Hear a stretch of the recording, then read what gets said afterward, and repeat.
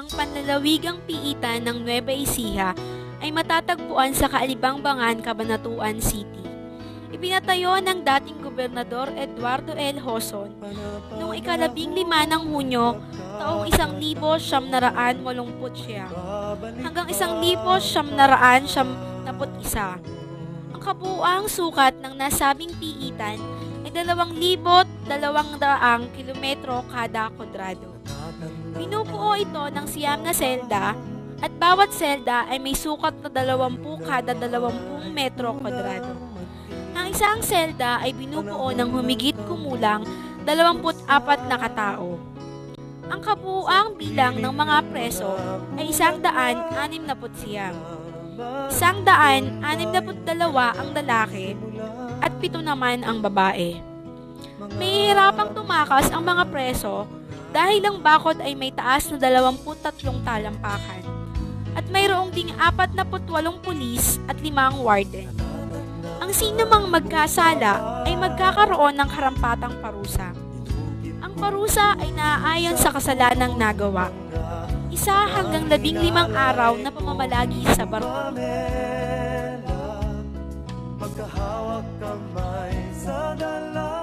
Selda 2, mga babae. Iilan lamang ang mga babaeng preso, ngunit bawat isa sa kanila ay puno ng pagsisisi sa mga kasalanang kanilang nagawa. Isa na dito si Ate Jane, hindi tunay na pangalan. Nakasuhan siya dahil sa paggamit ng bawal na gamot, o mas kilala sa tawag na RA 9165, Section 11. Sa larangan ng droga, pagka may pera ka, pwede ka rin hulihin ng pulis eh. Pagkakaperahan ka lang. Nangyayari yun eh, gano'n. O maraming pera yan, kaya maglagay niya. Hulihin ka, pwede kang kargahan na ibigay. Ganyan ang lakaran sa droga. Kaya yun ang humili ko sa kanya kahapon, huwag kang magdodroga na tatandaan mo napakahirap ng kulong. Yun ang masasabi ko. May sa mga kabataan ko parang message. Huwag kayong magdodrugs, napakahirap. Pagka inumpisahan yung tikman, napakahirap kung mawala. Napakahirap. Masarap ang tama, oo. Pero pagka yung lahat ng klase ng bawal, gagawin yung pagka nasa under influence. Kaya huwag na huwag yung tinikman. Tandaan nyo na. Huwag na huwag. Saning. Ito ang ikalawang palapag ng bilangguan kung saan ang mga preso ay nagbibilad at doon ay nagpapalipas ng oras sa pamamagitan ng paglalaro ng basketball. Kung mapapansin sa seldang ito, ay mayroon silang maliit na tindahan kung saan pinagukunan nila ng pangunahing pangangailangan. Natuklasan din namin na ang paggawa ng mga palamuti na yari sa papel na may iba't ibang hugis ay isang paraan pa ng paglilibang ng mga babaeng preso na pwede rin nilang ipagbili. Ano mong pangalan? My name is Saldi Clemente. Mang Saldi Clemente, 47 taong gulang, baguhang preso, ang pagkakasala, pagnanakaw ng planggana. Masasabing ang pagnanakaw na iyon ay siyang pangunahing dahilan lamang ng kahirapan ng buhay. Dahil sa pagkakakulong niya, siya ang naghatid ng kasiyahan sa kanyang kapwa mga preso. It's me, okay. Buyong. Ito ay matatagpuan sa isang sulok ng isang selda kung saan dito ang pinaglalabahan at palikuran ng bawat preso.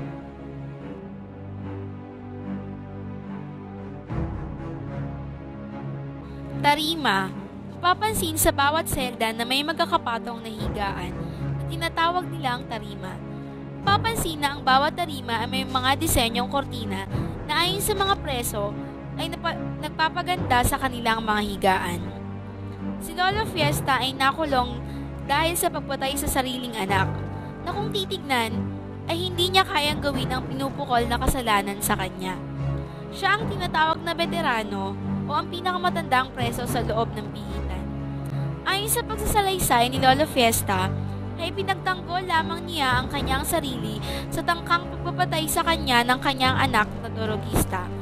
Ngunit sadyang mapagdaro ang tadhana. Hinding sinasadyang siya ang nakapatay sa kanyang sariling anak.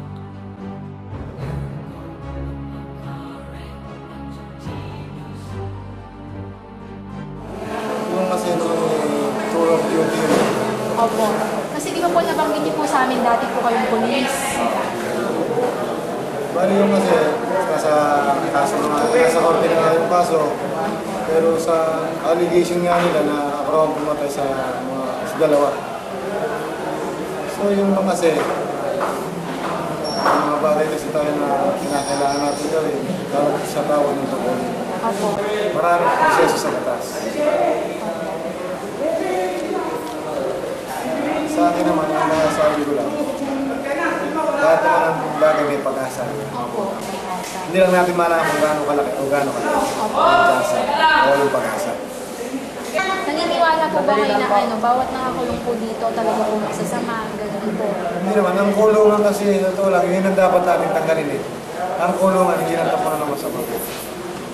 Ang marami dito, buhat ng mukha ako, ang lahat ng klase ng tao lang sa kulungan. Ano yung lahat ng klase?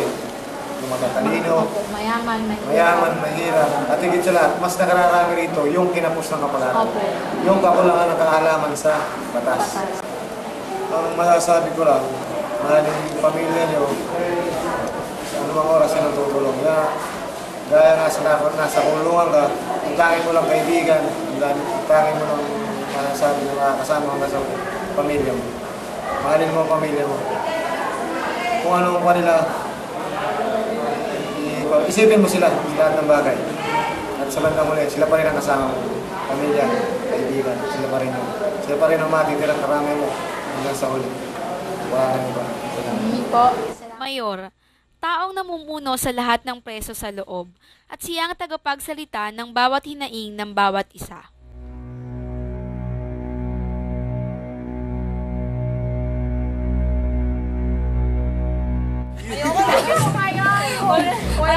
Dito ka dapat dito ka. O game, si Harry, ala, namumutla, natatakot. Siya palang pinakamatanda dito, alam niyo ba? Mamatay na talaga Tingnan mo, tingnan mo siya, Winnie, tingnan mo.